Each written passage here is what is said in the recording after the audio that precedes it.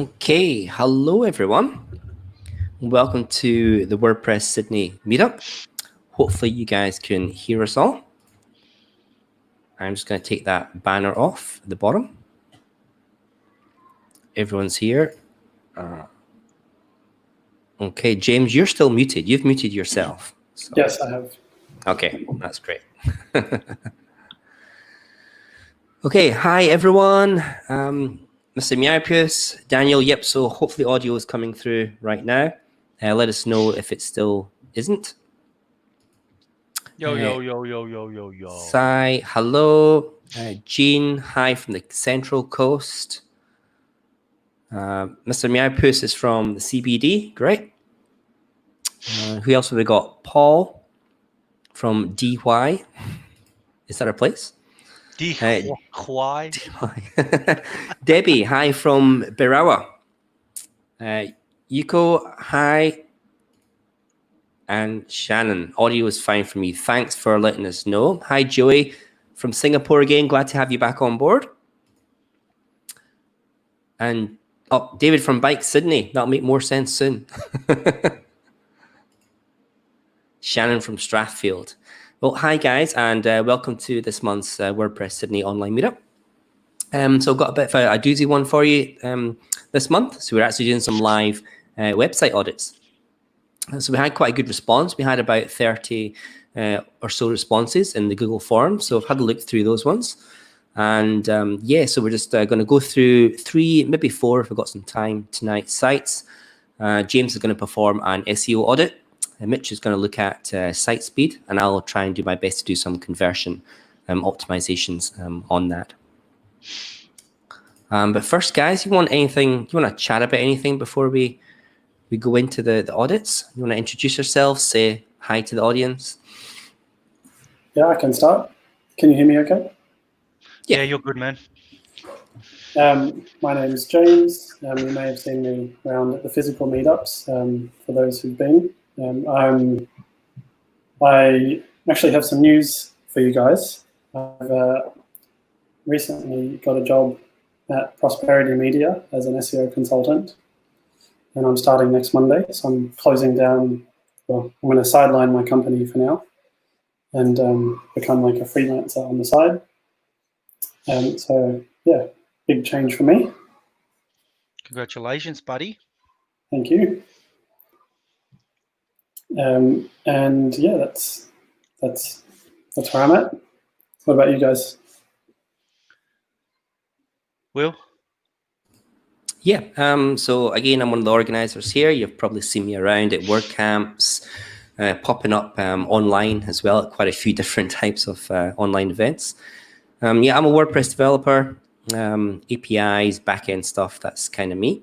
At the moment, I'm just kind of doing some consultancy, WordPress consultancy for 2 or 3 clients. Yeah, I guess the beginning of the year with COVID kind of took a hit for all of us, I guess, with workloads. And yeah, things have changed quite dramatically. But hopefully, you know, if we can get this Melbourne thing on track, flatten that curve, then Australia can get back to some sort of sense of normality, which will be good. Mitch, over to you. I'm going to go and grab my earphones. So go for it. Yeah, so I'm Mitch. It's the second time I am being part of these online meetups, which is good. And yeah, so I'm going to be talking about the speed optimization and just quick background about myself. I've been part of WordCamp. When was it? 2 years ago now? Last year? James, when was it? It was last year, in November. Last year, yeah. Okay. Forgot, man. Sorry. Yeah. I mean, it's weird because it's weird. This whole weird to COVID think thing is that just like half the year's already gone. Yeah, I know. It's yeah. I forgot if it was this year or last year. But anyway, so I was part of WordCamp. It was a good experience, and yeah, I'm just still running my own web design agency. And yeah, it's good to see you guys again online. Definitely. Mitch, you had one of the most important roles at WordCamp. Oh, I did, yeah. Finding the after party venue. And it was good. It was a was corker. good. It was Yeah. good. Yeah. I don't know whether we do another WordCamp again soon. It just depends on the whole virus situation, doesn't it? Yeah, no, maybe we can. The first one back can be a WordCamp without the WordCamp, just after party. Yeah. We'll just go straight to the after party. Yeah. skip all the talks. Skip all the talks. Hi, John. And who else we got? Yuko saying congrats to you, James. And so is Daniel as well. Thank you. Michelle says, hi, everyone. Hi, Michelle back. That's great. Okay. We're usually start with a little bit of news, but I guess you guys have not got anything there's not prepared much news. per se. Well, Something's changed. COVID. No, WordPress news, Mitch. WordPress news. Yeah, I know. But I'm saying because of COVID, there's not just too much going on. Yeah, that's right. There's a lot of WordCamps being cancelled, I've noticed recently. Yeah. They were going to go online, but then a lot of them have just been cancelled. Just by guessing. It's a lot of work, even to do an online WordCamp. Yeah, it is. Oh yeah, definitely. More than and imagine there's technical glitches as well. Like you can't just tell people to just wait. It's like, well, that's the thing. Like if the microphone stops working in the physical venue, you can just yell. Yeah, exactly. Or the NBN goes down. Yeah, exactly right. Or if the NBN goes, if your net goes down, it's game over. Yeah. Yeah. Well, I've got a little bit of news from the WordPress side. I'll copy a link in the comments there for everyone. So Gravity Forms, which is one of my favorite plugins, they've just announced a 2.5 beta program. Oh, finally. So you can sign up for it on the website. I've been waiting for an update for so long. They've been on 2.4 for how long? My God. Yeah. Well, this one is a big one. So they're redoing the whole user interface, the whole drag and drop interface. Oh, really? Oh. Do they give you any screenshots to sort of see what it might be like? There were some screenshots kicking around, but not from that particular link that I just dropped in.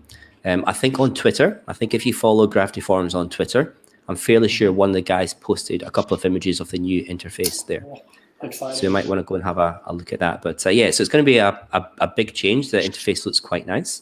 There's also going to be some features and changes in the way that Gravity Forms operates. So even though it's a 2.4 to 2.5, it's going to be quite a significant change. Jump to 3. Yeah, they should have jumped to 3. All right, that's right. So that'll be interesting. Publicity from it. Yeah.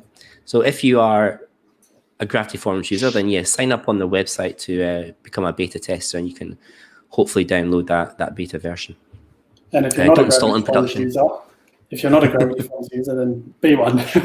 Be one. Yeah, absolutely should be. Well, I mean, there's a use case for every single website.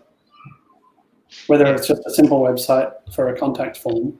Yeah. Which, I've actually recently set up a Gravity form on my site called new client registration, and when someone fills it out, it uses Zapier and it adds them to QuickBooks as a customer, adds them to my Harvest time tracking tool, adds them to Stripe as a customer, and adds them to my project management tool Todoist, and sets up a project and adds all their details just from one submission. It's such a powerful tool. Yeah, it's great, and it's only $99 a year for the full developer license. It was $199, I think it is. But I'm on some grandfathered one, I think. Yeah, I mean that might sound a lot, but you just charge it to your next client project, and yeah. Or if not, when this being released, saves you money on admin. Do you have any idea when this is supposed to be released? Nope. There's no deadlines at all. For that. So they're talking about a new logo as well. Is that already what's there now? But it says updated forms with our new logo. Yeah, I know the colors have changed slightly. Logo.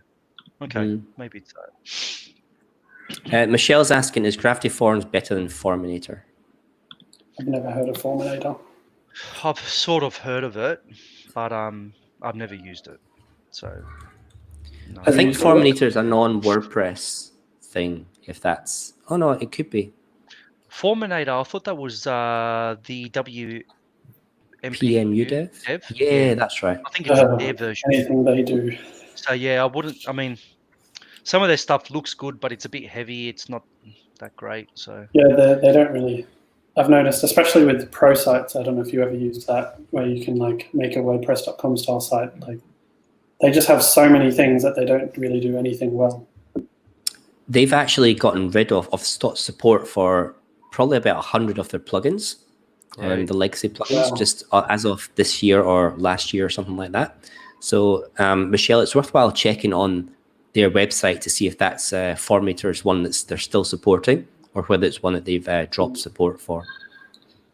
Yep. I mean, you can, especially with WordPress, like if you look on the plugin repository on WordPress.org, just by going by how many people use it is just the easiest way to see if it's good or not. Because someone else has done the testing for you. I think the only one that really stands up to Gravity Forms is it Ninja Forms? Ninja Forms, yeah. Yeah.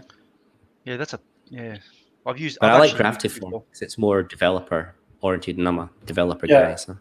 Well, I think Gravity Forms has a good mix of both, where Ninja Forms is more of, it's simple and it does more stuff on the front end, so you can do more design stuff. Yeah. But Gravity Forms, like that's one thing an issue I had with Gravity Forms was that if you don't really know how to code HTML and CSS, it's really difficult to make the forms look nice. Yeah. But I mean, there's like, for all page builders, they've got add-ons to use them. So I've, like the Beaver Builder one, there's UABB or Power Pack for Beaver Builder. They've got like a Gravity Form styler plugin. Mm-hmm. Just choose options and it looks nice. Yeah, cool. Okay, James, you're kind of running the show for tonight. So do you want to just describe what we're going to do and maybe kind of jump into that? So we've pre-selected a few people out of the, I think, 30 people that submitted it. There was a lot of sites that just, like, I guess they had no traffic and no real visitors and no real landing pages that were set up to try and, like, no SEO work was done on it from my perspective. And I guess we didn't really focus on those because, you know, I think there's so much work to be done before you even get to that stage of like they didn't know what their business did. So it's really hard to bring that onto the website. So we went for a few different people, and there's a few low traffic and there's a few high traffic sites from those. But essentially, we're just going to go through. I'm going to do, I think, Will, maybe you can start off on the design side of things. And then Mitch, if you wanted to do a bit of just speed optimization, and then I can end on the SEO for each one of them. Does that? I think that sounds like a good plan. So we go for one at a time, obviously, and go through all three, and then we hit the next one. Yeah, and then Will, you can share your screen first, and then stop, and then Mitch can do his, and then I can do mine. Yep. Okay. Sounds like a plan. Okay. Do you want me to go first? So which one are we going to choose first, guys? Which one do you want? Should we do bikes, Sydney? Yep. Yeah, bikes. Okay. Okay. If you guys get that URL ready on your browsers, and I'll just jump into my one just now. Mm-hmm. Okay. So I have this site preloaded in the new Edge browser. So let's see if I can share that. Mitch is using that one too, I think. Which one? Cool. Edge. Yeah, I've actually funny. I love Google. I choose Google over Microsoft any day. But I think Microsoft's move to jump to Chromium-based Edge was probably one of their best moves that they've made to date. Mm-hmm. We can finally forget about compatibility issues in the future with Internet Explorer. Internet Explorer, which is something that's been riddling us developers for probably the last 20 years or so, I would say. Ever since IE6, and it doesn't matter if it was IE6, 7, 8, 9, 10, 11, Edge, and then whatever happened with Edge. Now, Edge is Chromium based, so it's essentially Google Chrome pretty much. The foundations are identical. I've actually been using it now exclusively for about 3 months, ever since it got released. Okay. And I haven't actually had to go back to Chrome, believe it or not. Well, the cool So thing about it is all the Chrome extensions just automatically work. they work. So Yep. all your extensions will work. The only difference that I have found is if you log into Chrome, not on the Google tab page, but Chrome itself as a profile, Mhm. you have to, in the Microsoft browser, you log on with your Microsoft account. Yep. Yeah. So it's an Outlook.com account. So Yeah. that's how it will then tie into Windows 10 as part of your Skype, your OS, your browser. It will become one unified. I mean, the whole goal is to become the one unified sort of ecosystem, right? Yeah. Yep. So that's the only difference. But if you don't do that, and if you can get away with that and just redo your new profile and just import, I think it even imports your Google Chrome favorites and everything anyway. Mm. You'll just have to log in with a Microsoft account. That's the only difference. But it's good. It's one less program that you can now install. Put it that way. I actually use Safari as my main browser. Of course you do. Yeah. And then that's going to go into. Oh, did you hear, James? Funny about the new Mac is finally allowing you to choose a default browser and a mail app in Mac OS. I can choose a bit default browser. No, you can't. Yes, you can. Supposedly the news is you can't choose your own mail and browser by default straight away.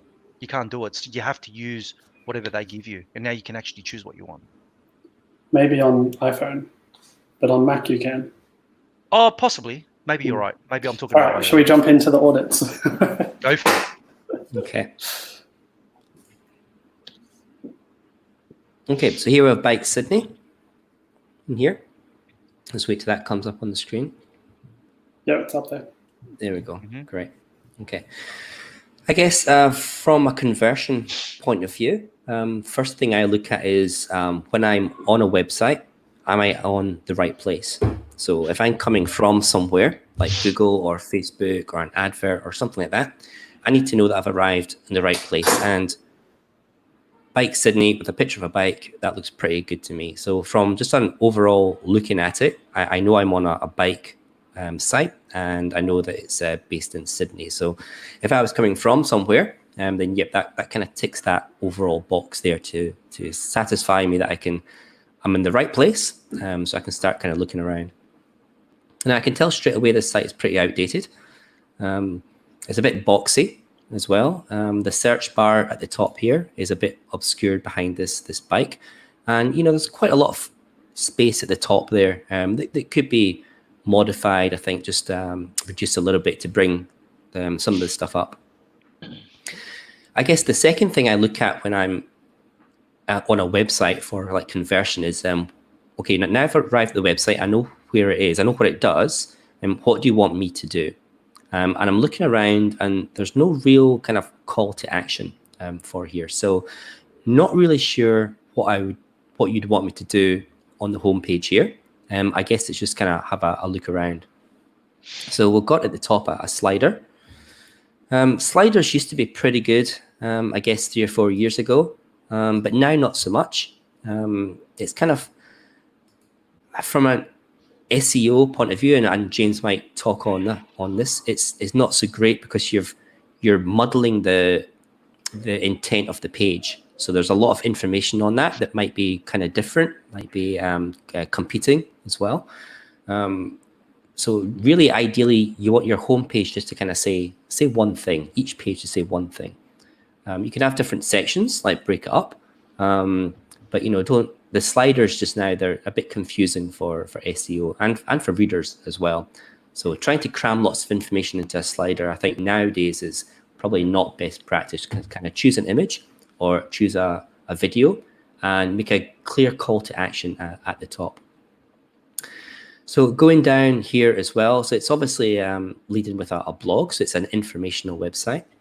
I guess some of the images, this one here is a bit dull. I guess we could pay a little bit more attention to have bright images for those.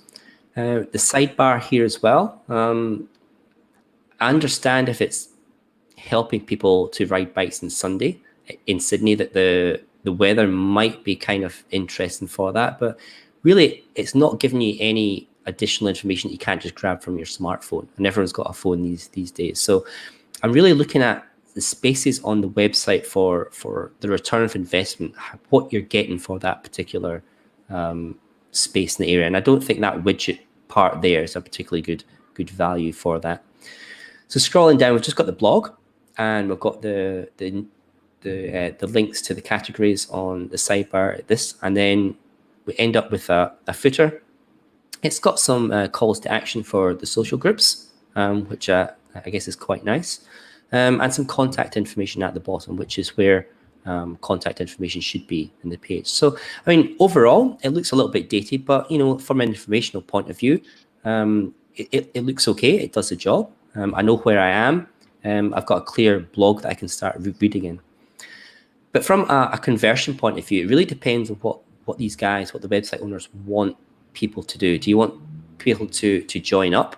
Do you want people to come along to events? What's kind of the primary goal that you want people to do when they come and visit this website? And that's what I would like to see in this headline part here, apart from just the slider.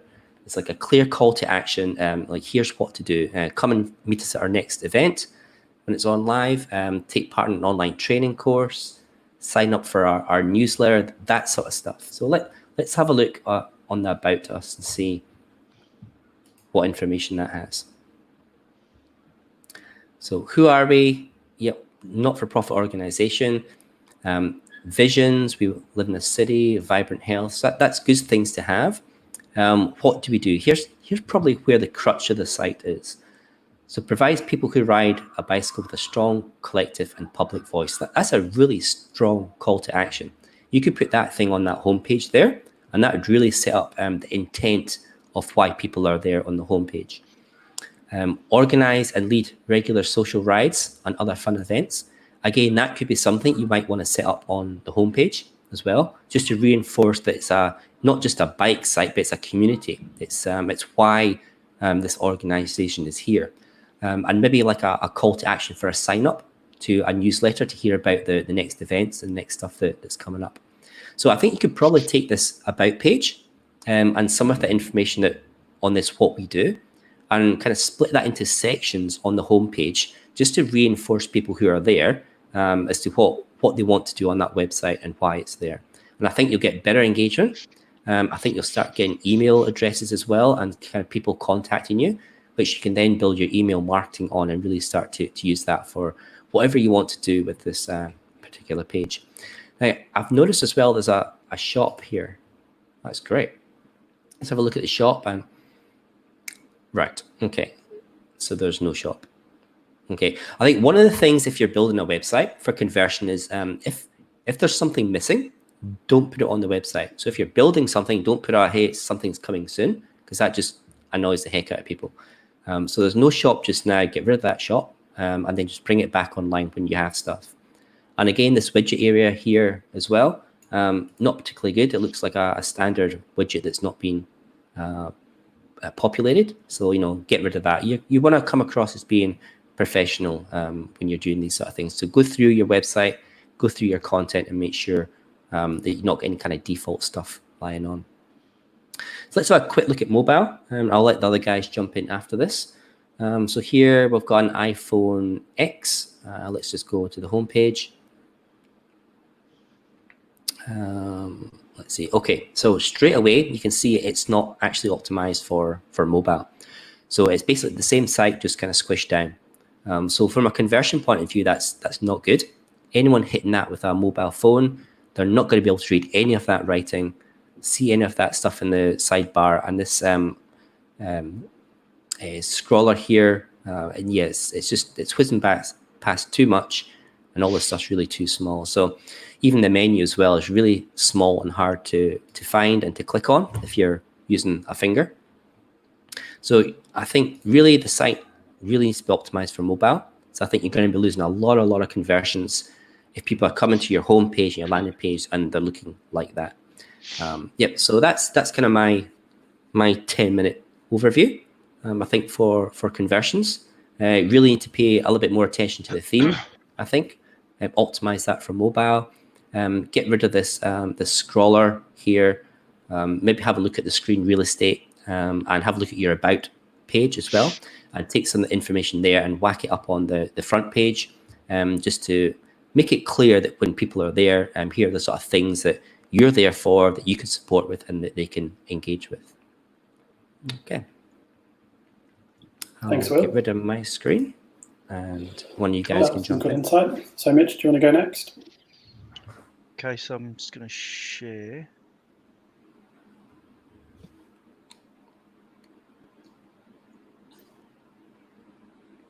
While Mitch is doing that, I think it's good to note that SEO is now increasingly becoming more of a CRO, so conversion optimization.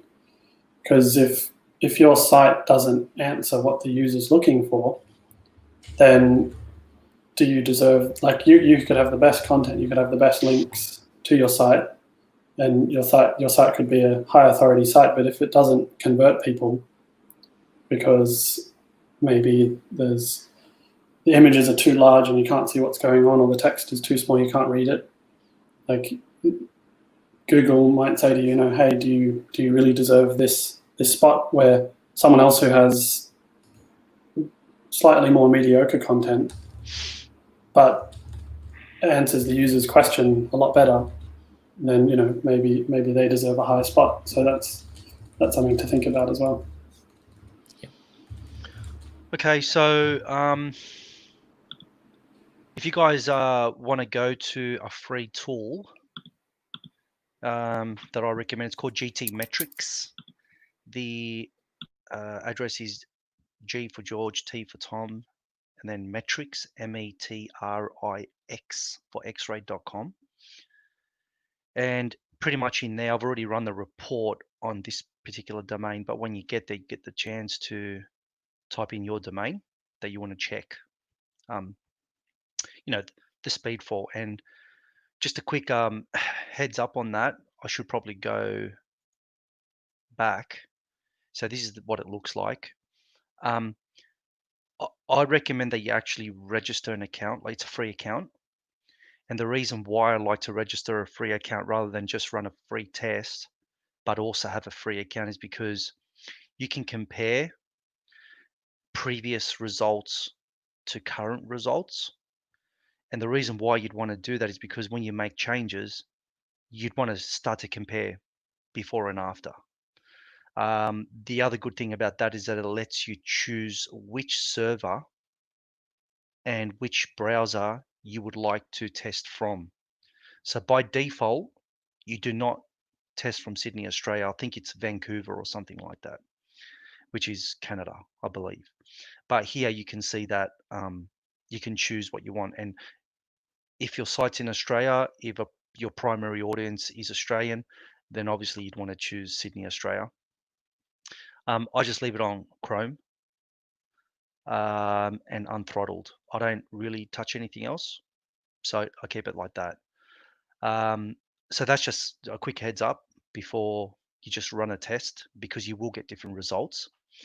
So for me, I've chosen this particular domain, Sydney, Australia, Chrome, and then I've clicked on Analyze, and I think I can go forward. Okay, so that's the result that I grabbed when I ran the result. It probably takes about 1 to 2 minutes, depending on how busy their servers are. So when you get the result, you're going to see something like this. Now, looking at this particular result here, without fully analyzing what's going on, I'm just going to give a very top level overview. Over here, you can see that it gives you an average score, an average ranking based on Google's PageSpeed tool, which is also a separate tool that you can run completely separate to GT Metrics. But the good thing about GT Metrics is that it combines PageSpeed results with another one called YSlow results, and I believe that that's a Yahoo sort of testing tool. So based on those two, it gives you like an average, like a sort of like an average score. So based on this, you can see there's a C and there's a D. Obviously A's, when it's A's, you'll start to get green. They become green. And I think that's like when it's above 80% or so. That is generally where you want to try to be at. Don't try to chase 100%. It will not be possible in most cases. And especially when you're trying to chase the highest results, you will have to sacrifice certain things on your website, or things will not work as they're probably intended to work in the first place. So try to get the best results you can without breaking your site, pretty much. So having a look at this one here, there's a C, 73, and a D. We're looking at 5.3 seconds of full page load. The total page size is 2.6 megabytes for the homepage, because I've actually run the homepage here. And there's 104 requests. This is by sort of what you want to try to chase, if possible, is anything below 2 seconds. Really, if you can get below 1 second, great. If you can get 2 seconds, it's acceptable. And I guess when you start getting to things like 4, 5, 6, 10, 8, 30, depends. It's sort of telling you that things can be improved to try to get it down a bit more, if possible. Total page size here is 2.6 megabytes. All these factors contribute to an overall score over here. So the better you get the time down, the better you get the size, the total size of the page down, and the number of requests down, the better your score will be over here, and the more you will see better results in this section over here. Now, quickly just looking over this, I have seen that it is it's a WordPress site. Some optimization has already been done. I can already tell, because by default you do not get these type of results just out of the box. So there is probably some sort of a caching or a minification plugin installed. That's how you start to get these types of results over here. Minify CSS and all these other ones. So that's a good start. This is a good start over here. Defer parsing of JavaScript is very debatable. It is, depending on what sort of plugins you've got installed, will depend on whether you can get this score high or not. And it is pretty difficult to get this this section over here to, like, say 100%, because JavaScript can sometimes be deferred and it sometimes can't be deferred. As soon as you try to defer something, it could break your site. It's as simple as that. There are different things that you can try to do to overcome those, but I've found that as soon as you start to play with trying to defer every single thing over here, you're going to start running into trouble. It depends on the plugin, depends on how it's been built, depends on how it interacts with your website. There's so many factors, it's not funny. So if you do have an optimization plugin installed, like for example, W3TC or WCT3, whatever it is, that one over there, it does have an option to be able to minify JavaScript, and you can either try to enable it. Does it still work for your website? The score will go up here. If it starts to break everything at all, then sometimes it's just best to turn that off and start playing with all the other options to try to optimize those instead. So over here, it looks like maybe something's been done, or maybe just JavaScript hasn't been deferred at all because of maybe possible issues that they've had. So that's why the score is low. It's E. The leverage browser caching should be high. If you're using a plugin, then browser caching is sort of an option. It's generally an option within the plugin itself. So I don't know why the browser caching is 0. It seems like it hasn't even been enabled from what I'm seeing. So I would recommend whoever the owner of this website is, look into the browser caching and just see if that's an option. If it's there, if it's not there, then maybe try to find a plugin that actually has that as an option itself, and then that score is just going to go up like dramatically rather than be 0, which is what it is at the moment. The rest seems okay. You can try to squeeze a little bit more out of things from here. For example, the easiest wins here would be optimize images. You should be able to get 100 here. It shouldn't be a problem anymore. The easiest thing that I've found to try to get this fixed is, for example, you can see here that it says this particular image, arrows, five or six F's there, .png. It's got something to do with the theme. That's probably the theme file itself. So this is something that even you could approach the theme author and say, optimize your own images. You could go and do it, but if you were to go and update the theme, you would probably have to go and re-optimize it again. Let's see if there's something a little bit more easier to do. Okay, so anything that says uploads directory pretty much means that you've uploaded it. So it's obviously an image that you've uploaded to either a blog post or within the post body of a blog post, or maybe the home page or something like that. So the easiest wins here will be, have a look at what the actual URL is. So you can see that it says uploads 2016, and this is the actual file name over here, and it's a PNG file. And it even tells you could save 3.1 kilobytes or 3% reduction and see optimized version. So if you were to actually go and click that, you actually get that image that is inside the page or post, but this is actually the optimized image. So you can now literally right click, save image as, remove the image from the original location, re-upload this image, and if you were to rerun the report again, that would be optimized. It shouldn't be a problem. If you've done those steps correctly, it shouldn't actually be a problem at all. So that actually saves you from having to go load it up in Photoshop, re-optimize it, save it, and re-upload it again. They actually give you the optimized version here. And it's the same with all of them. They give you the optimized version. So this is just a little bit of tedious work, but they're very easy wins, and that will give you your score up. And I wouldn't be surprised if, say, one of these might get to the Bs, which will be good, because you're already at 73% here.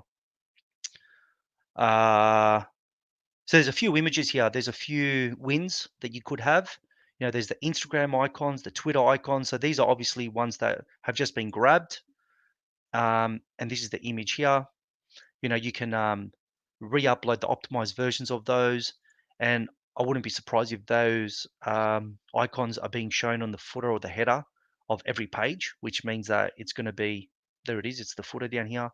So they're going to be something that is going to be on every single page. It's not just one page that will be optimized. Every single page will be optimized.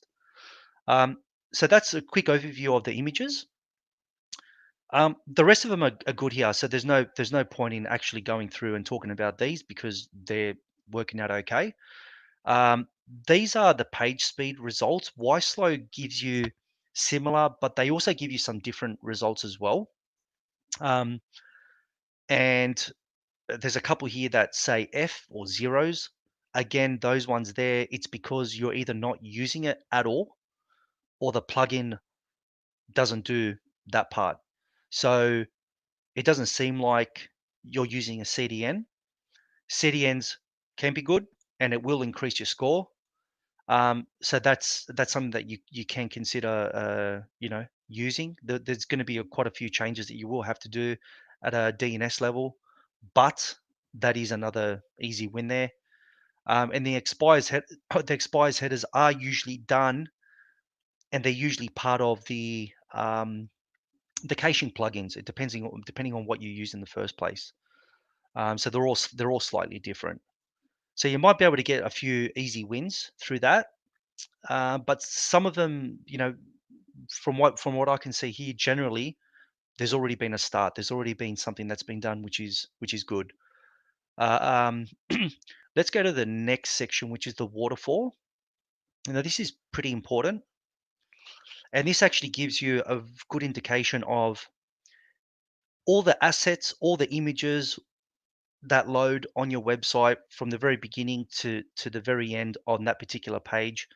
That one there starts with the actual, the top URL, and then the style sheet, icons, CSS, and then it just keeps going down, even with JavaScript, and it keeps going, it keeps going, it keeps going until, there's nothing else to load.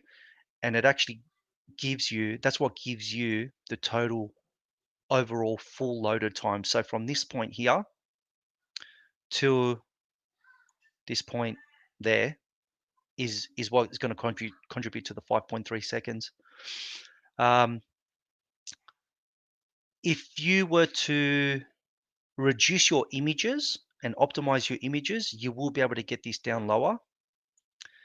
If you want to reduce the requests, so here this one says 104 requests, that's quite high for almost any website, which to me it almost suggests, without even looking at the back end of the website, that you've got quite a few plugins, or sometimes you've got plugins that are looking for external resources. So what I mean by that is social sharing plugins, or social feed plugins, or Instagram feed plugins, or share this now, do this now, and it's got a, Google Fonts as well. It's actually hitting external websites to be able to bring back some information, and that could be things like, as I said, Facebook, social share, likes, how many tweets. It's all those sorts of things.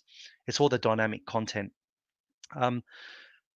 Some of that information is good, but you've got to try to restrict how much of that you're doing, because that contributes to the overall load of your website. So 104 seems high. A very optimized website would be something like 30 requests, and anything below that, better. Anything higher than that, sort of start to see, can I remove a plugin and get the requests down? So there's a lot of playing around that you can do. And if there's plugins that you've got enabled that you don't need, then get rid of it. That's the easiest thing you can do to get your requests down as well. So just a really quick overview of what I can see here.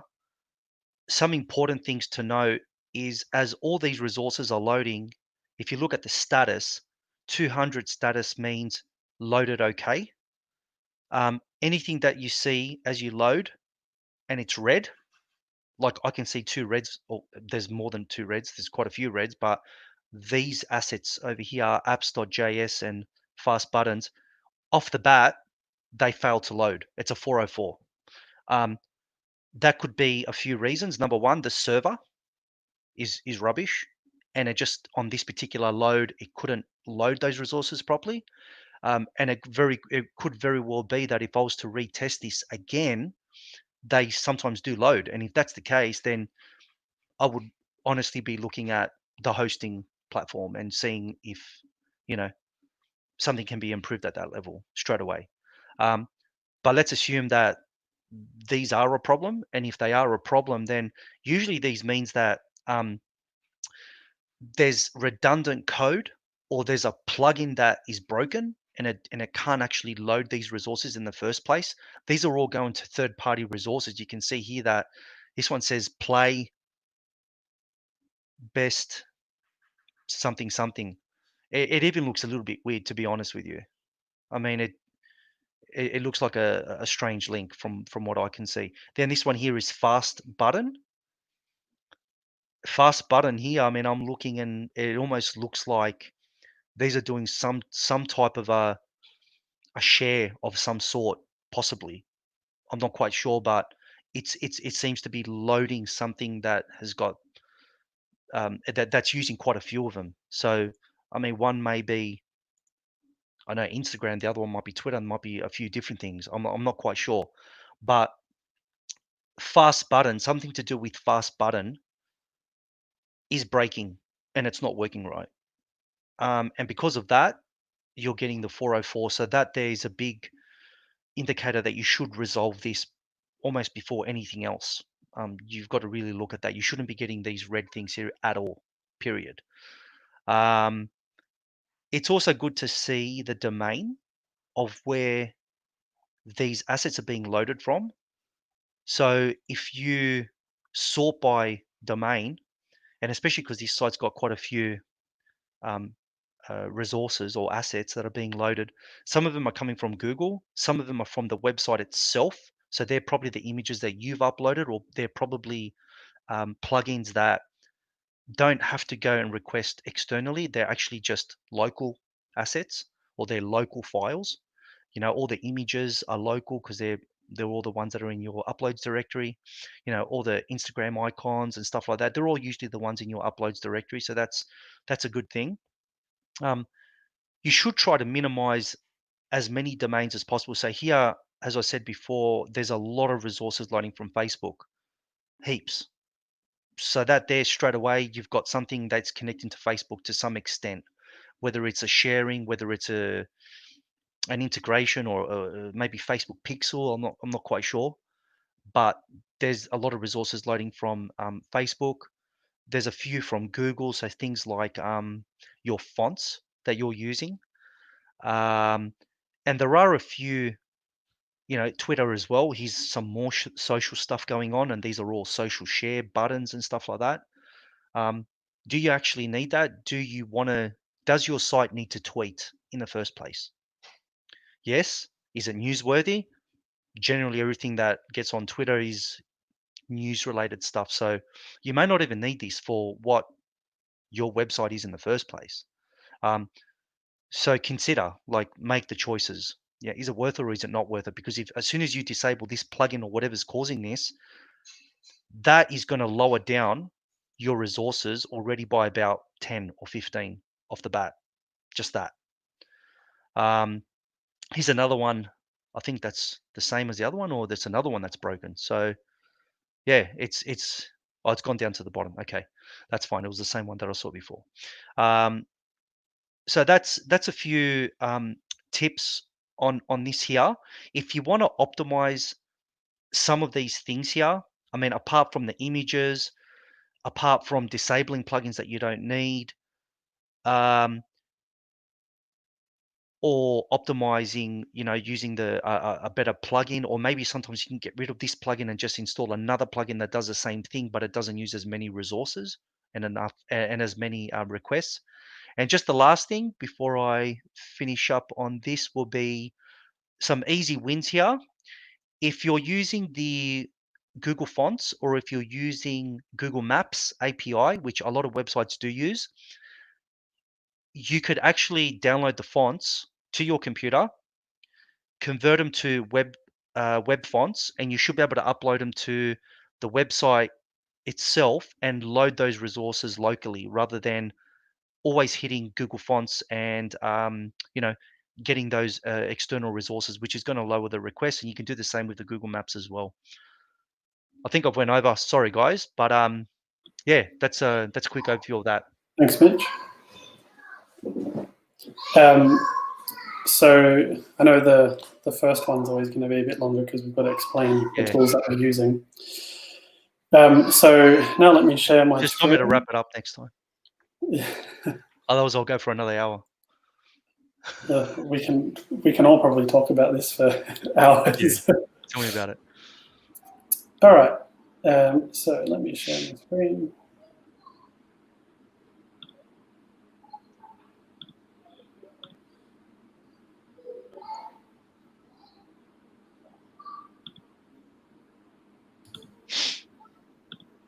Okay, can everyone see that? Mm-hmm. Yep. Okay, so there's a few things that I picked up which could be improved SEO-wise. There's, I guess, where do I start?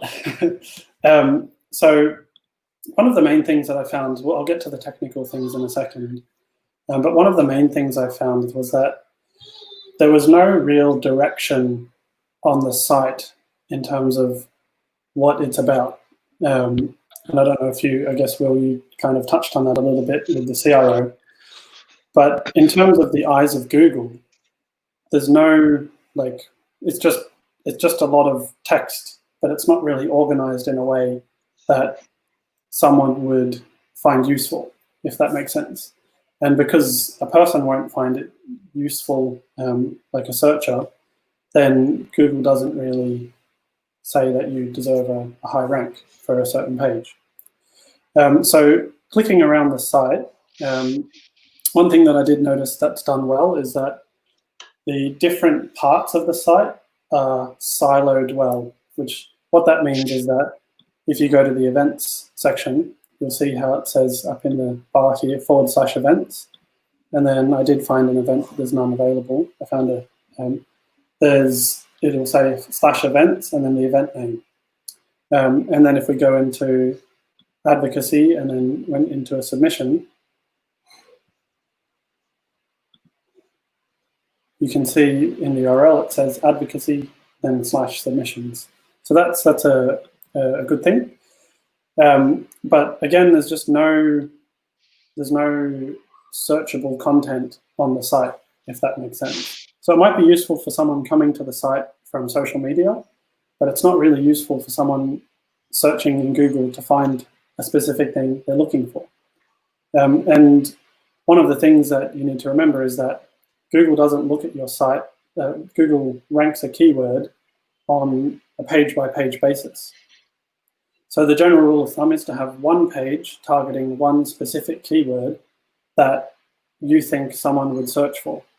And then the content on that page should answer what they're searching. So if it's, I'd like to buy Bike Sydney merchandise, then you can have a shop and call the shop Bike Sydney merchandise, because that's what someone might search for. And then things like cycling in Sydney.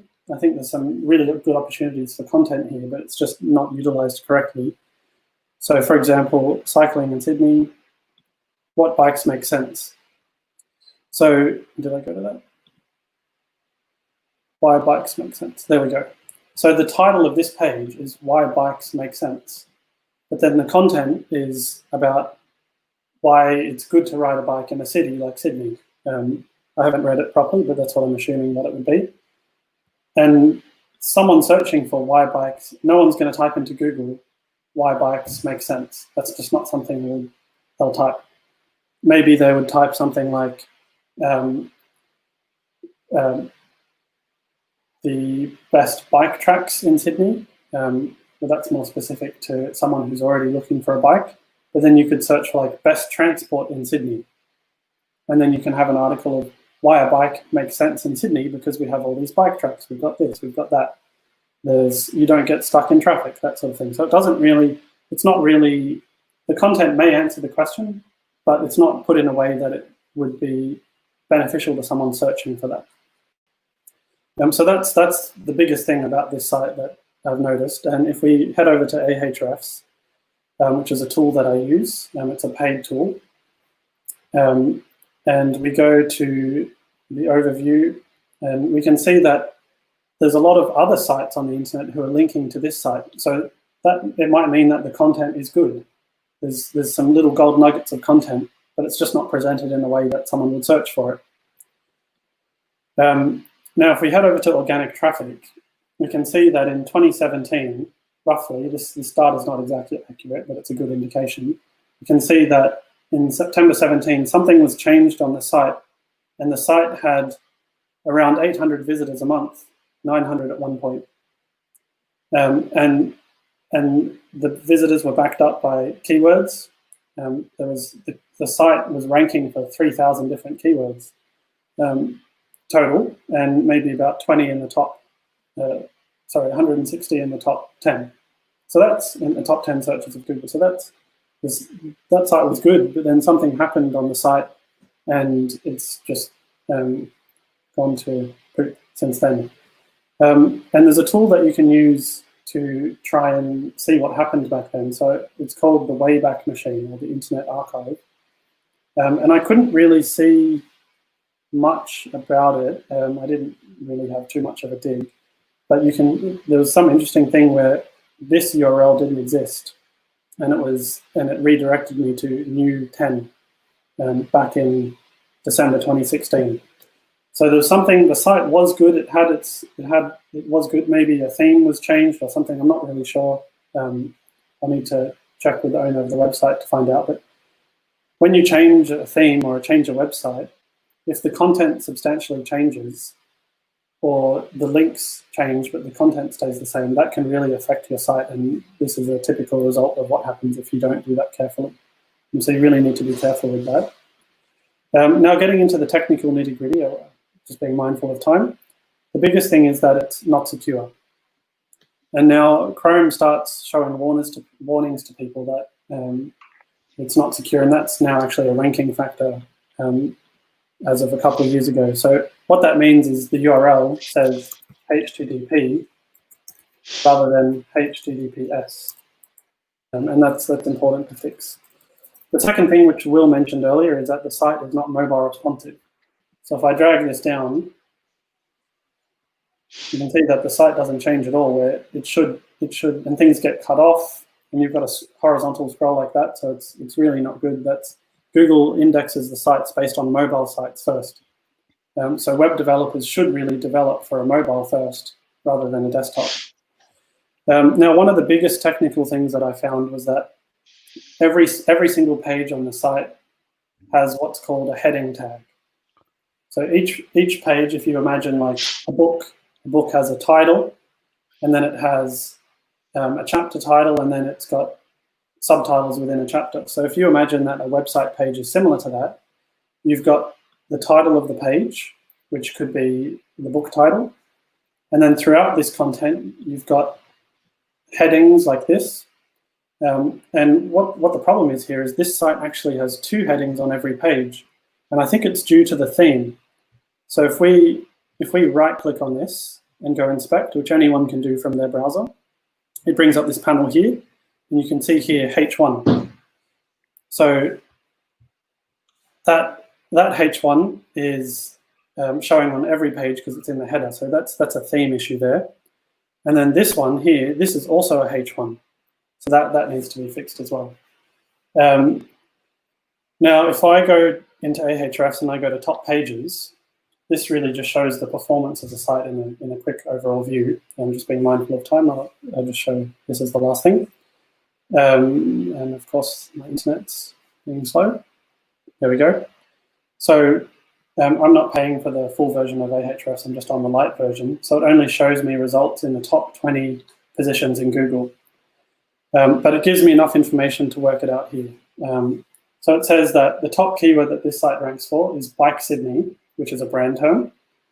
But it could also be confused with someone like buying a bike in Sydney. You need to look into that keyword, and you're position 3 for that. But this here is the key. 98% of your whole website comes from this one page. So that means that all the content on this site, while there's hundreds of pages, I did a scan in another tool called Streaming Frog. There's 254 pages on this site that they're not, the contents, there's something weird going on with the content that it's just not rankable. And I think it's more of the content is just rambling on rather than being useful. So yeah, that kind of covers everything. And you can see here, this is a cool little tip you can do. If you want to see how many pages Google's indexed of a site, you can just go site, and then put in the URL, and it shows 166 pages. So yeah, there's a few little things there that kind of covers it. That's great. Thanks, James. Hopefully the website owner can take some of those tips Yes. on board and get the website ranking a lot more conversion, and optimize those images for speed as well. Yeah. Okay, let's jump into the next one. Okay, so the next one is signsandstuff.com.au. So it is an Australian site. I guess from my perspective, first off, my eyes is dotting around all over the place. So the design here, I think, is pretty poor. So we're not here to belittle anyone or to give judgment. We're just kind of seeing it as it is. But the design itself really doesn't lead very much to conversion at all. There's nothing, apart from the signs, there's nothing really to tell me why I'm here. Is it buying signs? Is it a professional sign writer? There's no instruction there to tell people what to do next. And that's something, when you're looking at conversion rate optimization, you really need to do that. You need to tell people when they land on a particular page what you want them to do next. So fill out this form, buy this thing, download this, enter your email. I know it sounds real simple, but it really does work. So if you're telling people what to do and make it very clear that what the next steps are, then your conversion will increase dramatically. So for this site here, again, we can look. I've been talking a lot about HTTPS for the last website. Here we can see it's not secure again. So this one doesn't have SSL. So that's immediately going to put people in the non-trust camp. If you look at the browser, it's not secure. A lot of people just bug off and go somewhere else. If you scroll down, there's not a lot of content on the homepage. There's a slider here that I am presuming shows some of their signs, but again, there's no information there to tell me exactly what I'm seeing, and you really need to provide those visual keys to say, like, these are my best signs. These are the current signs. These are the types of signs that you can get. These are the most popular signs. All that sort of stuff there. There's no kind of opt-in to sign up. There's no instruction for you to do anything like where to buy signs or where the shop is. It's all kind of muddled around. And this background here of the logo, the background round about here, is really detracting the eyes away from the content. It's so visual and bold and bright colors that my eyes having a hard time tracking exactly where to look. And one of the things you want to do with conversion rate optimization is really draw the person's attention to the part of the page that you want them to perform or click on next. And here there's nothing on this homepage at all that would make me want to click anywhere or go anywhere else. So I think there's a lot that can be done with this homepage. And sometimes when you see a really poor implementation or visual implementation for a page, then even like small things can get you a big win. It's really when you've been doing optimization and SEO and strategy on your website for like many years, it gets a little bit more difficult to make those big wins because you're already optimized and stuff. Whereas sites like these, I think at the beginning, you can make some real big wins just for optimization. So I am presuming that this person wants to sell lots of signs to people. So the first thing I would do is tidy up that heading area and get a proper menu that works. It's telling people where they can go on the website to do stuff. Probably the first thing would be shop. And the next part of this page, I would put some real nice signs that you've done there and tell them that these are my popular signs. These are my best work. Here's what you can expect from us. And then a big clear call to action on what to do next, like buy a sign, seasonal offer, buy 3, get 4th one free, that sort of stuff. A clear call to action to tell somebody what to do next. Visit my shop, buy this stuff, sign up for this newsletter. There's not really there's no kind of menu at the top. So I think James will probably get into the site structure, but from a conversion point of view, not showing people how they can navigate through the site is really off-putting. I think so. Having a menu there would really help conversions, allow people to navigate through your site. And I guess from a trust point of view, as well as the HTTPS not there, there's no real information about who you are and what you do other than this little box up here. So you're not giving anyone really any trust as to who you are, what you do. There's no kind of personalization. There's no people there smiling. So there's nothing really that imbues trust and confidence with this particular website. So definitely adding an about page or an about section on this homepage, who you are, show some faces, who you are, smiling, holding up some signs. It's always good to include the work that you do in the photos that you show on your website, because it can really show people not only what you do, but how you can use them in context as well. I think the wording for conversion is not particularly good. So you got the good, the bad, and downright dreadful. That's a really bad type of language to use because it's negative. Okay, you've got the good, but you've got the bad and the downright dreadful. Those are negative words that people are going to associate with your website and your products. You want to try and avoid using negative language at all, and just use the positive language there.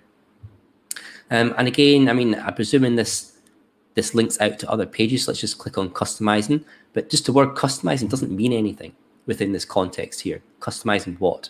I'm presuming it's customizing signs, but it really could mean anything. So let's just jump into that page and have a quick look. So again, it's showing some what I presume are decals, but it's not really telling people what it is that you've done. You need to actually go and search yourself. And again, I want to re-emphasize that the major factor for conversion rate optimization is really telling people what they're looking at and why they're there. So this one here, yeah, there's limited information, and James will probably pick up on that, limited text, and you're not really telling people exactly what it is you do, what's been done, what they're looking at, and why it would benefit that person to get it. And of course, there's no shop or buy. There's a comment down the bottom, but I presume that's just to leave a comment on the post. So that there's really, other than your phone number down here, there's no reason for someone to look at your stuff, to buy your stuff. There's no real push for them to do anything. It could just be you having a blog about the signs that you like. There's no message there to tell people what to do. Yeah, so hopefully you can take some of that information and have a look at your website, maybe structure it a little bit better. Have a look at the visuals as well, tone that back, and focus on creating a clear message that you want people to do on the next step. And then, yeah, take it from there. James, I'll hand over to you. Don't forget Mitch. Oh, sorry, Mitch next. Yeah. That's all right. Just keep it quick, Mitch. Yeah. If you want to share your screen again, Mitch, and I'll put you on. Yep, no worries. Give me a sec.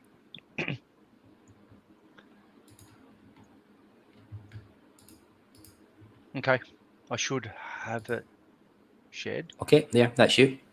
Okay, cool. All right, so this is the website. Here is the GT metrics results.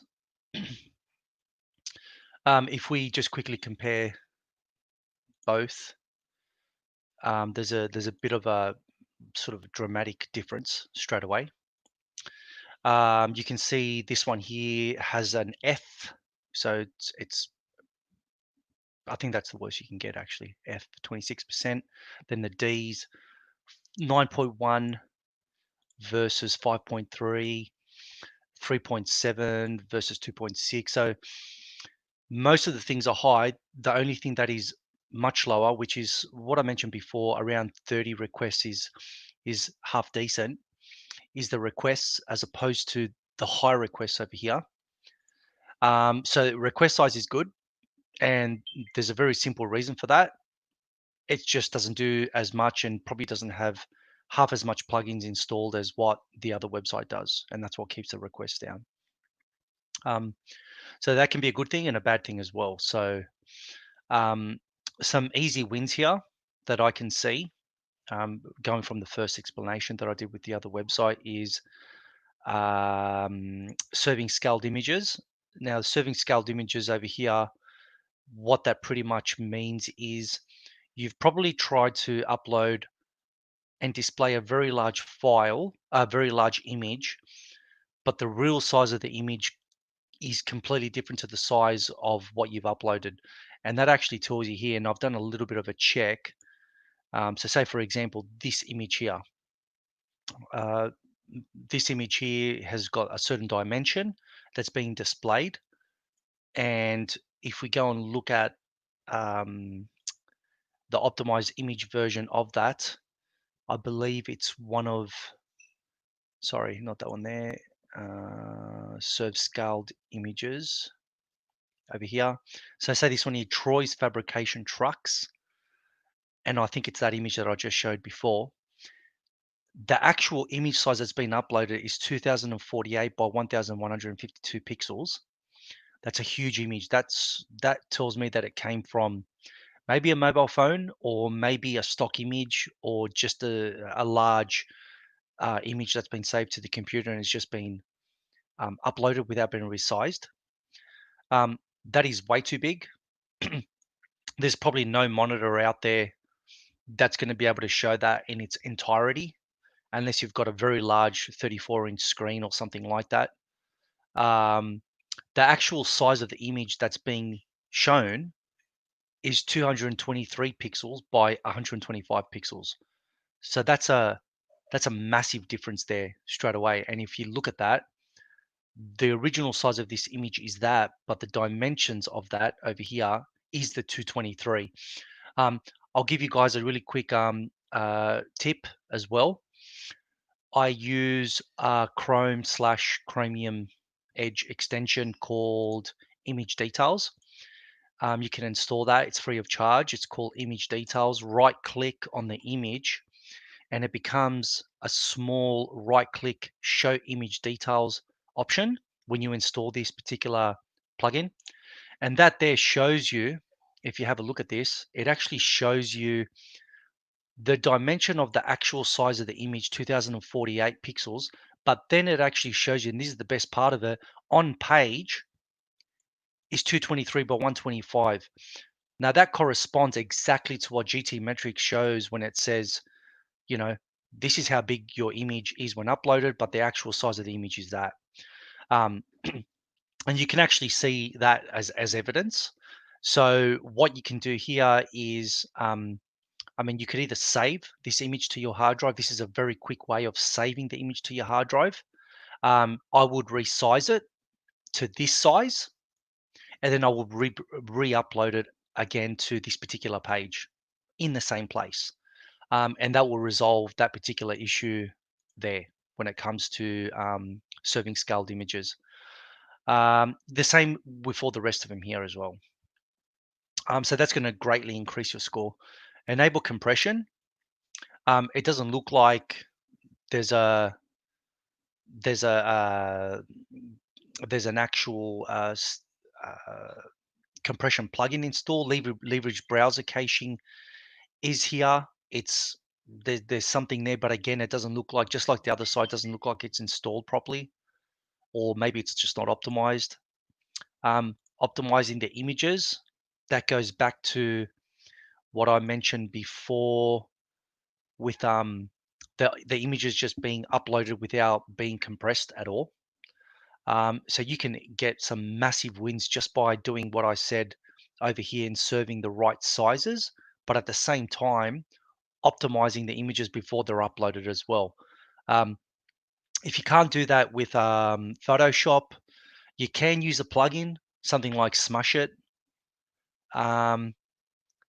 However, that's just another plugin, and I actually don't believe in using a compression plugin for images on the website itself. This is something that you should be doing before you upload an image, and that's just another plugin that you can save, installing in the first place. So there are free optimizers out there. If you just look at free online image optimization tools, you will get plenty of results for image optimization tools that will compress, and they can also resize images as well. So you don't necessarily need a graphics program.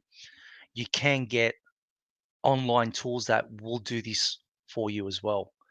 I'm not going to give examples now, but if you just Google it, you will get the first 5 or 6 results that will do that for you. So some easy wins here. It looks like there is a plugin for minification, and there's some things there in the background. It may not be optimized, but there are a few that there is something going on there, because I can see that you're getting some sort of a score rather than it be just being 0. So the requests are good.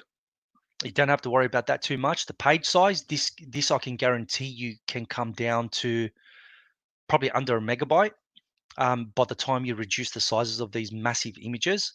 And then that there alone will reduce the size, the fully loaded time as well straight away. So this score can be greatly increased just by doing some very easy things. Let me see over here, see if there's any errors. There's no errors, which is good. So again, if we compare the last result, Waterfall, there are some assets which aren't loading. It's a 404, so that's something that is bad. Over here, it doesn't have 404. Everything is loading as it should, which is good. So that is a good thing there. Let me see. I guess that's probably, this seems to be a very simple site, probably because not much has been done to it and there's not much going on at the moment. So I'll probably leave it there, making up for the last one that I took a little bit of time because it was a lot more complex. So if you really want some easy wins here, reduce the size of your images, re-upload them, resize them, and you're going to get, just that alone, you're going to get huge results. So I hope you found that useful, and I'll move on to James. Thanks, Mitch. No worries. So let me just share my screen.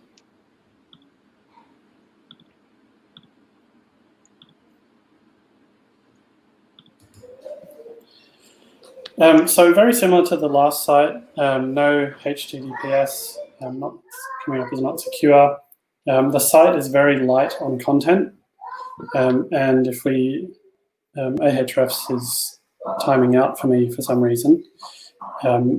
But you can see here it says the site only ranks for 51 different keywords, and it gets roughly 1 visitor per month through Google search. So it's not doing too great. I think some recommendations for content is to have things like specific services that you offer, and then put a location keyword next to it. So for example, vehicle signage for truck Sydney. There might only be maybe 5 people searching that a month, but if it turns into a big job, then it's worth coming up number 1 or even number 2 as well for that keyword. And one of the competitors that I found here does quite a good job of it. So they've got building signs, and they've got each different type of sign. Outdoor signs, indoor signs, promotional signs, vehicle signage Sydney, just as I said. And then the different types of signage within those. So really, and then on those pages, I haven't really looked into these pages, so let's do vehicle signage because I said it. So what did I say before? Truck.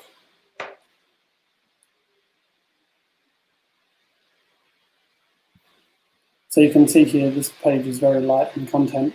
And while they've got a good structure, the content doesn't really answer what someone's searching for. So for your site, there's some really good opportunities for that. And again, with mobile optimization, that needs to be fixed. Just following on from Mitch, a really good tool for image optimization, because site load speed is the faster your site loads, the more consideration Google will have for you. This is a really cool tool, squish.app. And you just drag the image, and then it lets you use the settings. I think they've got a test one here. And you can show what you want your image to look like. And you can see this image was 2.79 megabytes. And just by reducing the quality to 75% of what it was before, we've already scraped off 2 megabytes almost.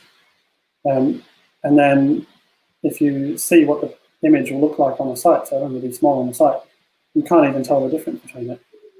So we could reduce this down even more to 200. And look, 6.3 kilobytes for that image. So it's a really cool tool. So going back into it, again, I don't know if this is going to work. The internet seems to be playing up a bit. So that other site, this one here, Absolute Sign Solutions, they get 600 visitors a month, and they're not really even trying. So there's definitely some opportunities there. Let me just see quickly if I can change into a different screen. There we go. So I don't know, can you see that, guys? Yep. So this is a tool called Screaming Frog SEO Spider. and it's a free tool for up to 500 links, so it's good for small sites. And other than that, after that, it's a paid tool, but it kind of is a good tool to start.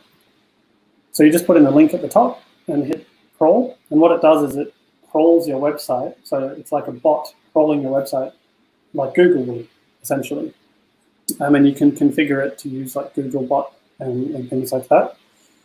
Now, one of the cool things about this tool is it shows you the different types of things that you should be doing on a page and which pages are doing it. So for example, if we go to page titles, it's showing that each page has a title. That's good. But there's some titles like recent work. This one of these jobs that we're showing as recent work has a title of 201703. So that's not really a useful title. And then everything else here, they're not really useful. And the same with meta description. So meta description is what shows up in Google search, on the little box, the little description underneath. And then if we go to H1s, you can see that the homepage doesn't have a H1. And then the H1s of all the other ones, they're not really search terms that someone would search for, so they're not utilized at all. And it shows you a bunch of other things like H2s and a few things. So let me go back. So that's pretty much it for that site. And one thing that I just wanted to say, like in the last site, the other site had too much content. So there's so much content on the site that it might be worth just cutting a lot of the content and starting again with specific pages. This site, Signs and Stuff, is the opposite of that. It doesn't really have any content. There's no content on the pages. It's not mobile optimized. So just starting out with specific pages and specific services for locations is probably the best lowest hanging fruit for that, after fixing the design and technical and security things. So yeah. That's great. Thanks, James. Mitch, hopefully the website owner can take some of those tips away. I think there are, as Mitch says, some big wins for some really small bits that you have to do on that website. Okay, let's move on to our third one. We'll try and squeeze this one in before we go tonight. So this one is pacificdragons.com.au. So straight away, I really like the design and the colors of this homepage. It's really vibrant.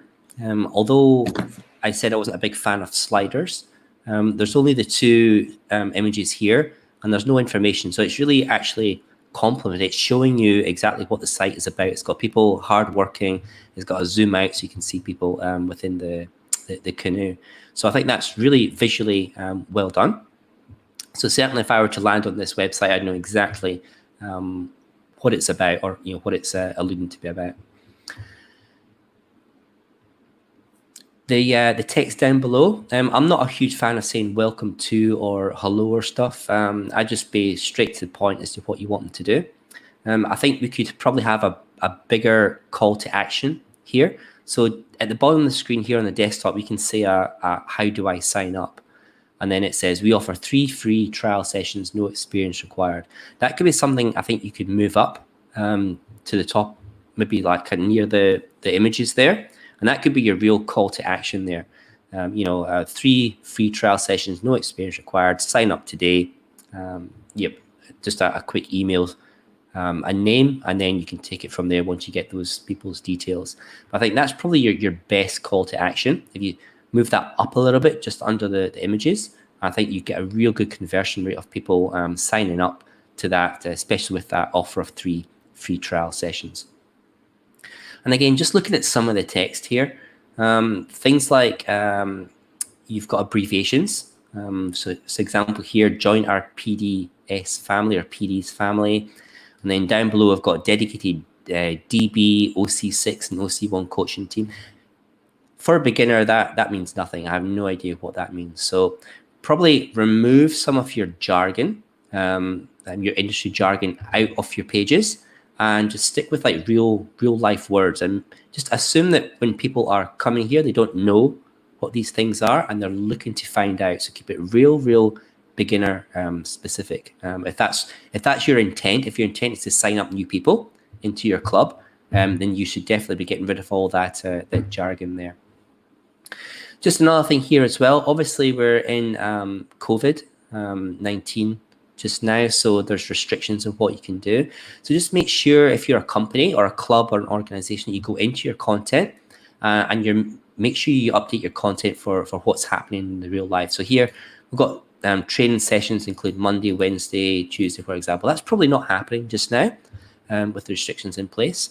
So just make sure that you keep your sites up to date, and that will help with people being able to trust that you understand what's going on, that your site's fresh and it's up to date. Other than that, scrolling down a little bit, we've got a little bit of news here, which is good. I would probably, for conversions, increase the size of these images just to make them a little bit bigger, because visual is always a big winner when you're looking at doing these types of sites. And this bit down here, I'm not quite too sure what these things are. I can see their feeds from Facebook and Instagram. Some things are missing, some things got bits of text, but again, for a conversion, you need to be able to tell people exactly what they're looking at and what they're expecting to find there. Here, it just seems to be a jumble of pictures and missing things. So that's going to impact negatively on your conversion rate, especially if you've got things that are missing. And as well, there's no real clear instructions to why that's there or what benefit the user is getting out of seeing that at the moment. And talking about benefits as well as that, those 3 free courses, which is a great offer. As well, I would make it more clear as to why people, what benefit people would get out of doing that. And right down at the bottom here, you can see here it says, under the good sports, it says, helping to keep people active, healthy, and socially connected and safe. I think that's a great, powerful message, and I think you should move that higher up, maybe even like overlaying some of these images at the top to make that maybe your mission or your call to action, your mission statement for your website. So let's have a quick look at how it works on mobile. So here we are in mobile. It's an iPhone X version here, and straight away we can see it's really optimized, really quite well for mobile. So the menu is hamburgerized, if that's a word, so it's easy to get at on the mobile. The content's been shrunk down, so it's not huge, it's not taking up all the place. And again, the text as well fits nicely into here. It's well justified, as is the news. So definitely the theme that's been used looks as if it is mobile responsive, which is good. And I think if you were to change that homepage and put some of the suggestions in place to have like a mission statement, fancy up that sign up place into a real conversion. Not how do I sign up, but use sign up now, sign up today, sign up for the club, sign up for your 3 free trial sessions. So make it an action and not a request. I think you'll have a really good conversion rate on that. Let's just have a quick look at the contact page. Always have a look at contact pages to see if it's really easy for people to get at. As here is contact, name, last name, email, message, and a captcha. I've got a mailbox here. I've got an email address. There's no phone number, but that's fine. We don't always need to have a phone number, and locations as well. So I think from a conversion point of view, this site is actually really, really good and doesn't need a huge amount of effort to really get more people engaging with you and get more people signing up for things. I think the homepage is good, just needs a few tweaks. The contact page, I think, is great. You've got an email form, an email address, a mail, and a map, and some times as well, and of course following out to social media as well. So I think this website is in a really good place. I don't think you really need too much attention, and maybe some more instructions in the menu rather than try to use things like do or like make some real action call to actions there. But other than that, I think the website overall is pretty good as is. Just a few little tweaks needed to that homepage, I think. Mitch, over to you.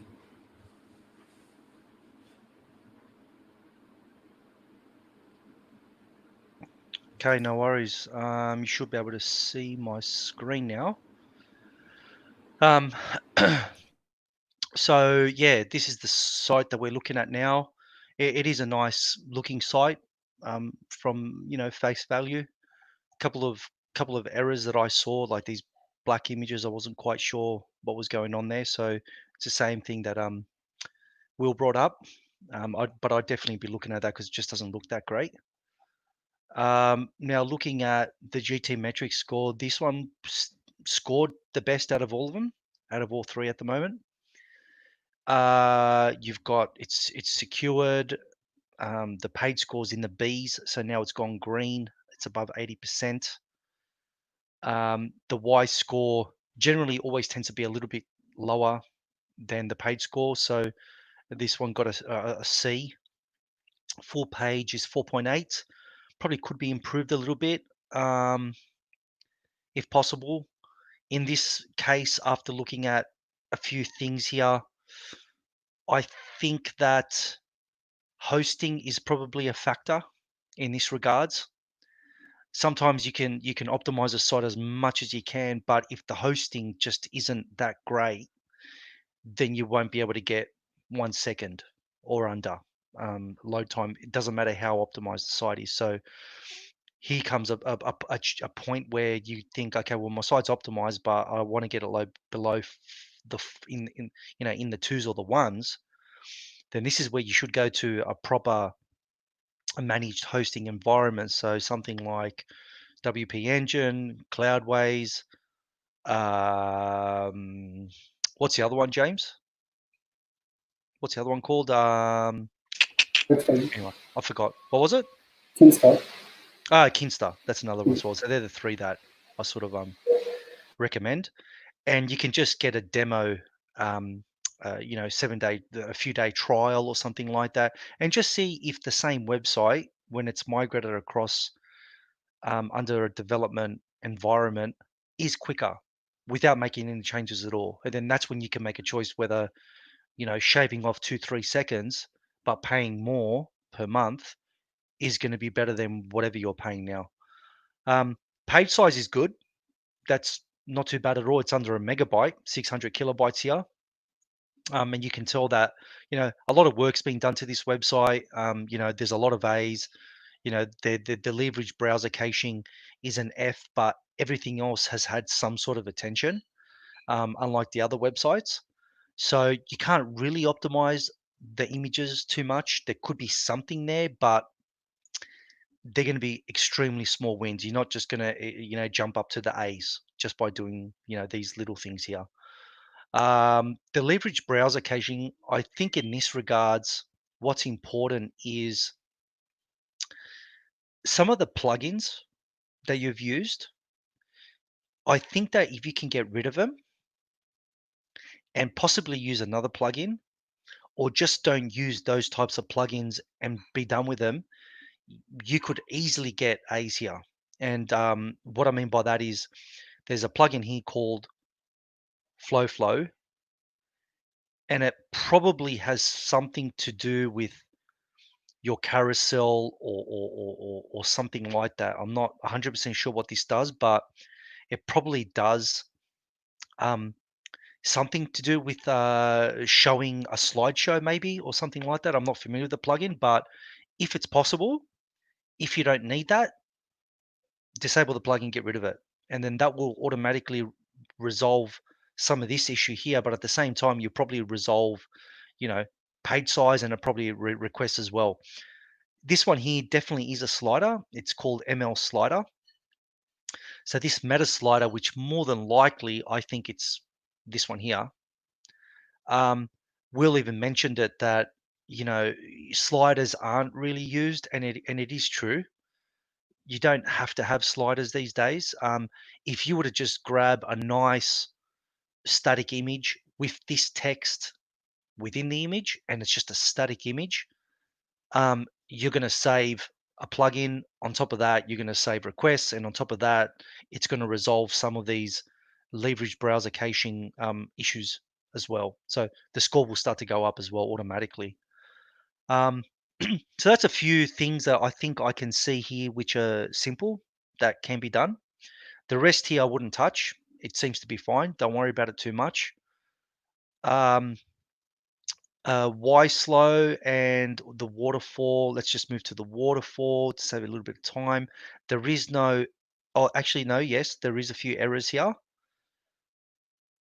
These can be fixed. Again, they're, you know, they can't be found or they can't be reached or it's a temporary problem. 404 is simple, not found. 403, I'm actually not 100% sure. It could be just a temporary problem, possibly. But regardless, red means it can't reach the resource. So I don't know if doing a retest may fix it. But if it is a continual problem, you should try to get to the bottom of it. And it seems to be something related to Facebook. I can see FB CDN, which is a Facebook CDN of some sort, and it's trying to load some type of a resource. So I would look a little bit into that. If you can resolve these issues, something to do with Facebook, that's the hint that I can give you now. Whether it's coming from an icon or something else, that's a starting point to try to resolve these particular problems here. Other than that, this site's good. I mean, the requests are low, as I mentioned before, 30 or below, or just a bit above. Under a megabyte is good, but the load time is still high. Going by this load time really should be somewhere in the maybe 2 seconds, or even in the ones. That's where it really should be. So the biggest takeaway here, I think, is check your hosting. I think I would look at that. Maybe the resources of the hosting where you're at now. Talk to your host about that. Tell them that you're getting 4.8, that your site is optimized, and you're just not happy with the 4.8 seconds, and see if you can somehow get that down. And as a last resort, if they can't help you, then move hosts and go to a half decent managed hosting provider, which is the ones that I mentioned before. But yeah, this is a good site. You've got a good it's good where it's at now. Now it's just fine tuning wherever you're lacking at the moment. So yeah, without getting too technical, I'll leave it at that, and hopefully you've got a little bit of takeaways there as well. Over to you, James. Thank you. Let me just share my screen. I think you have to stop sharing first, Mitch. Yep.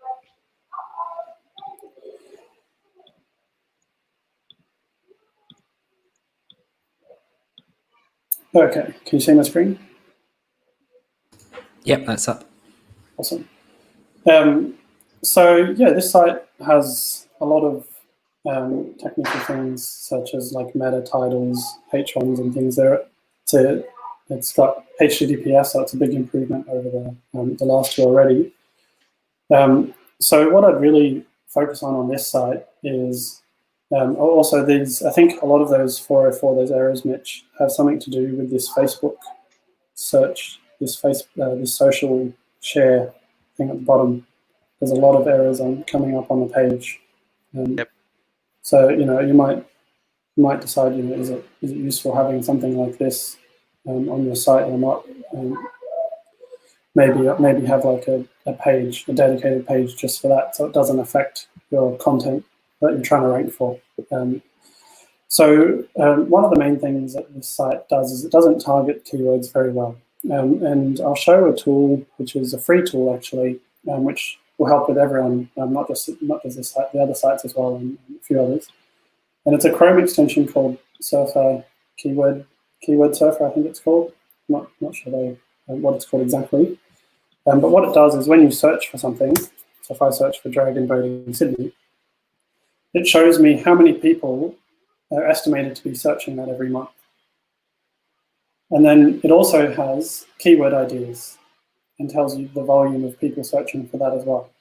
So what I'd really suggest is going through the different types of events you offer, the different types of services, maybe activities of people wanting to do things on the weekend or participate in the boat race or just come along for fun to watch, or it doesn't matter what it is, just use this tool and try and get in the head of a user, of a searcher who might be trying to find something that you offer. So for example, I started off with Dragon Boat. I had no idea what that was before, and I thought, oh, there's quite a few people searching for this per month. There's 2,900 people searching roughly per month. There's a bigger term than that, which is boat racing, and that's got almost 10,000 people searching for it, but it's probably not as relevant as Dragon Boat. So you could have a page on your site that really does explain what a Dragon Boat is, and then include links from that page up to the different services you offer, which could be like boat races, events, or the locations of where you can go, that sort of thing. So this is a really good tool to start off with. And you can see that this site performs a lot better in search. There's still a lot of reliance on the homepage, and you can see that the homepage keyword, top keyword, is Pacific Dragons, which is the brand name. So it seems like you've done quite well outside of Google search in terms of brand name. Like, a lot of people know what your site's about or what you do, or maybe they know of your brand name, but there's not really any SEO work done on specific things. And a prime example here is this site. One of your pages on the site is rank 11, so just at the top of the second page, for Cupcakes Des Moines, which probably has nothing to do with dragon boating whatsoever. And if we go to that page, we can see here that it talks about a cupcake cup. So what is this page about anyway? So it must be a race, I think. And you can put in, oh, here we go, results. Okay, so it's results of the race. So what I'll do is link this to have an events section on your site and get people to search for that specific event, and then just add this content as a link from that event page. And you might not even need to index something like this, just because it doesn't really add value to your site. So yeah, just as I said, going through the user's mind of the different things that you offer, and try and like, if I was a user and I want to search for something, what would I type? And just go through that. That's the best starting point you can do. Once you find a keyword that you're happy with, so you don't want to go for something like for a specific page, you don't want to go for something that's too irrelevant, but you don't really, and if it's a specific page on like Dragon Boat, what is a Dragon Boat? You don't really want to optimize your content for a specific keyword like Dragon Boat Festival Sydney in summer, because that's not really useful either. So you've got to try and work out, okay, Dragon Boat, there's a lot of people searching for this. What content can I put on that? I'm going to put the history of dragon boats, what a dragon boat is, what it's made of usually, as I said, the origins, the history of it, and it looks like Dragon Boat Olympics. Was it used in the Olympics? Add something like that in, and just really focus on what a dragon boat is, and you can rank for that keyword. And then you can make other pages like Dragon Boating Sydney, and that can be your location page for someone looking to like do dragon boating, because someone searching for dragon boat might not be looking to actually do dragon boating, or someone searching for dragon boating for beginners or dragon boating Sydney might actually be wanting to have a go. And then you can give them the content saying, we offer a free trial, we do this, come down.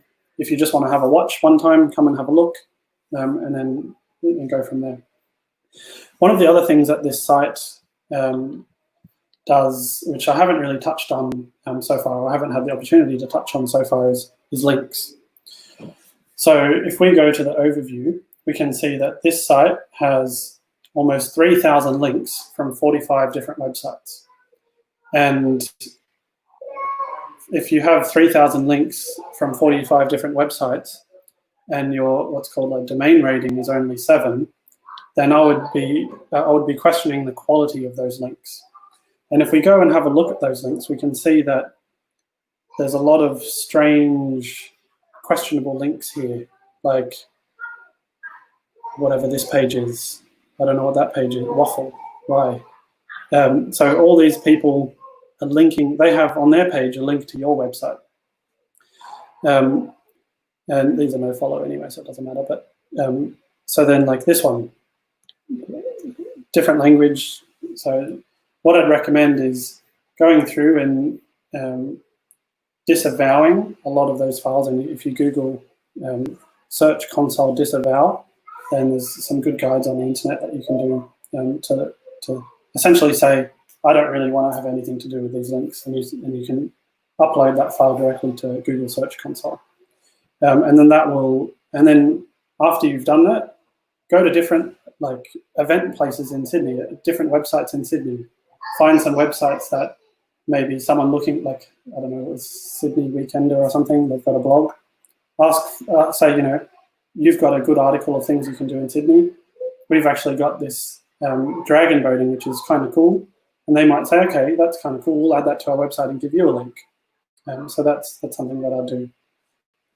And one thing I wanted to mention as well is, so that's it for that. One thing I wanted to mention is, although a lot of these SEO tools are paid, it takes a bit of knowledge to really get some use out of them.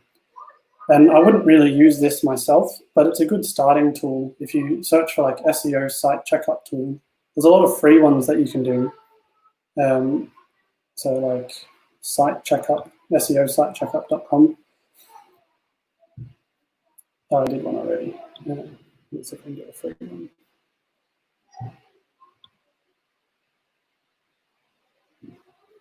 And what you can do is you can put the link straight in. I've never used this one before. And what that kind of does is it just gives you a quick overview of things that you can do. So it will say, you know, your site is indexable, your site has a few different things that you need to improve on, and it gives you like an actionable list of things to do. And so, yeah, that's kind of it. I don't know if that loaded. That's great. Thanks for that, James. Some really good tips. So I think overall, all of us thought that that last website was pretty good overall, and it's just needed like a few tweaks for the SEO, for the speed, for the conversion as well. Good session, guys. I liked it. Yeah, that was good. We'll First time we've done something like this. Yeah, we'll do one of these again. Yeah, Maybe get some feedback. Get some feedback from the viewers and see if it's worthwhile doing again, and we'll schedule it in down the track. Yeah, absolutely. Maybe.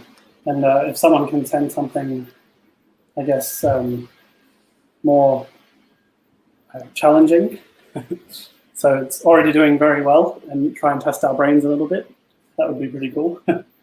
Maybe we can have a look at some WooCommerce shops, maybe, or e-commerce. Yeah, we haven't really done e-commerce. We haven't done that, so. Yep. I just want to do a shameless plug for what I'm doing on Thursday afternoon. So I'm doing a series called WP Quickies. So it's WordPress hints and tips in 30 minutes or less. And the one I'm doing this Thursday is Desert Island plugins, or that's the plugins that I can't do without, my favorite plugins. So if you want to join that, come along on Thursday at 1 p.m. All the details are on the meetup site. All right, guys, I'm going to have to jet because I've got my wife screaming for dinner. No, that's great. Thanks for spending the time, Mitch. It's really good. No worries, guys. I appreciate it. Thanks for having me. And I hope you guys got some value out of it. And if you guys need to reach out, you can reach out to any three of us. And I'll see you guys next month, hopefully, yeah? Sounds good. Yeah, absolutely. No worries. Take it easy, guys. Thank you. See you, Thanks, Mitch. Thanks, Will. Thank you, guys. Just running through a few of the comments here. Yep. So hopefully you guys got some good tips from that, and you will try and meet here next month, and we'll come up with a topic. If you just head on to our meetup page, and you'll have all the information there. Obviously, the YouTube page you're watching just now. We've got Twitter as well, so the hashtag is WPSyd. Facebook page as well is /WP Sydney. But probably if you want to chat with us, the best way is to contact us on our Slack group. So if you haven't joined Slack just yet, there's a WP Australia Slack channel, and you can get at it by visiting that URL down below. So https wpaustralia.org/Slack, and that will show you all the instructions that you need to do to sign up for our Slack. And it's not just us on there either. There's a lot of WordPress people on there. Yeah. I think we've got a few thousand members. Oh yes, several thousand people. So basically anyone in Australia that's related to WordPress is on Slack, and so should you be. Yes. Okay. What topic are we doing next month? What are we doing next month? I'm not too sure. No. There's nothing in the books. We can go and talk about it. Yeah. Hopefully, so we're going to say bye. We're going to say bye to everyone, and we'll see you guys here next month. Thank you. See you later.